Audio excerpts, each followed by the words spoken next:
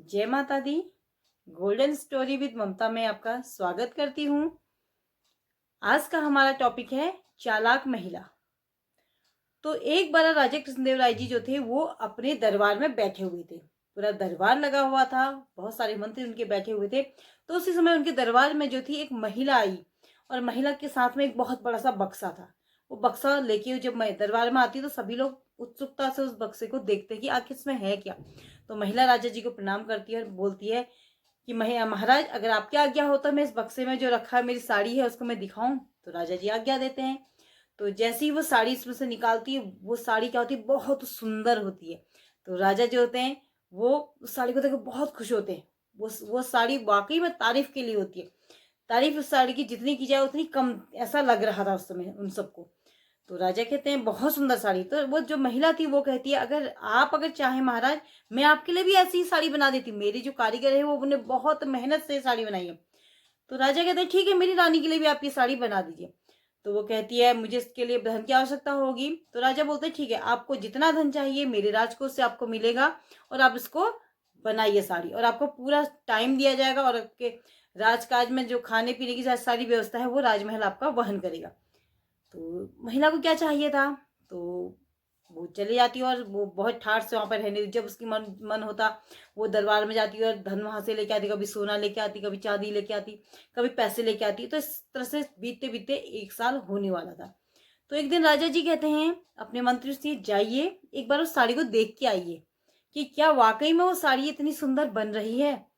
तो मंत्री खुशी खुश जाते हैं, क्योंकि मंत्री को भी लगता है कि हाँ वो साड़ी देखनी चाहिए हमें। तो उनको भी वो जाने का वहां मन करता है। तो वो जाते हैं और वहां देखते हैं, वो देख के बड़ा आश्चर्यचकित हो जाते हैं, ये क्या हो रहा है। तो वहां देखते हैं 2 कारीगर है और वो कपड़ा जो बुनने का जो होता है उसमें बिन रहे होते हैं कपड़ा। तो उन्हें कुछ भी नहीं दिखाई देता, बस ऐसा लगता है बिना धागे के कुछ ऐसे मशीनें चल रही हैं। तो उन्हें बड़ा आश्चर्य होता है। वो महिला से पूछते हैं इसमें कपड़ा कहाँ है। उसने कहा क्यों, आपको दिखाई नहीं दे रही, इतनी सुंदर साड़ी बन रही है। वो कहते हैं ये साड़ी उसी को दिखा देगी जिसका दिल साफ होगा, जिसका मन एकदम साफ होगा, कोई कपट जिसके मन में नहीं होगा, जिसने कभी कोई गलत काम नहीं किया होगा। तो मंत्री है जो आए थे व्यक्ति देखने वाले, वो बड़े हैरान। अब वो कैसे कहें कि मेरे मन में पाप है, मैं कपटी हूं, मैंने कभी गलत काम किया। तो हाँ हाँ हाँ, बहुत सुंदर साड़ी है, बहुत प्यारी है, हम राजा जी को बताएंगे, बहुत सुंदर साड़ी है। तो ठीक है, वो दरबार में जाते हैं और राजा जी को बोलते हैं राजा जी साड़ी बहुत सुंदर है। और उसकी बहुत तारीफ करते हैं। तो राजा को उसकी तारीफ सुन के बहुत लगता है कि मुझे भी वो साड़ी अभी देखनी चाहिए। तो आदेश भिजवाता है कि वो कल साड़ी दरबार में पेश की जाए, चाहे जितनी भी बनी है। अब तो बनी गई होगी क्योंकि 1 साल होने वाला है। तो महिला जो है अपने कारीगरों को लेके और बड़ा सा एक बक्सा लेके आती है दरबार में दूसरे दिन। तो जब आती है तो महिला बक्सा खोलती है और उसमें से एक साड़ी निकालती है।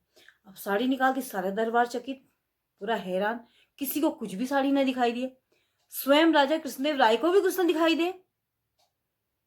तो अब राजा जी ने कह दिया कि मुझे तो साड़ी नहीं दिखाई दे रही है। तो महिला बोलती है कि ये साड़ी जो है उन्हीं को दिखाई देगी जिसने कभी कोई गलत काम नहीं किया हो और जिसका मन एकदम साफ हो।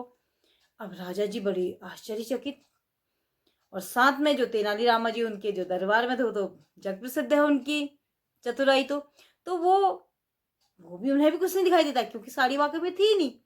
तो नहीं दिखाई दिया। तो उन्होंने कहा ठीक है महिला से, हाँ साड़ी बहुत सुंदर है, पर महाराज का आदेश है कि आप इस साड़ी को पहनिए और पहन के इस साड़ी को प्रदर्शित कीजिए, क्योंकि कोई चीज अगर यूं ही दिखा दी जाती है ना, ज्यादा अच्छी नहीं लगती है। अगर उसको कोई इसको दिखाता है पहन के तो ज्यादा सुंदर लगती है। तो तेनालीरामा जी कहते हैं महाराज कह रहे हैं कि साड़ी तो वाकई में सुंदर है, आप इसको पहन के महल में आइए और तब महाराज आपको इसका इनाम, उचित इनाम देंगे। तो महिला को अपनी जो चालाकी थी ना वो अपने पर ही भारी पड़ गई। तो वो बहुत सकपका जाती कि कैसे, क्या पहने वो, उसने तो कुछ बनाया ही नहीं है। और उसको अपनी गलती का एहसास होता है और वो क्या करती है, राजा से और दरबार से माफी मांगती है और अपनी गलती पर उसे बहुत पछतावा होता है। तो इस कहानी से हमें यह शिक्षा मिलती है कि कोई कितना भी चालाक होता है, कितने भी चालाकी कर लेता है, पर एक ना एक दिन उसकी चालाकी क्या है उस पर ही भारी पड़ जाती है। तो थैंक यू आज की स्टोरी के लिए।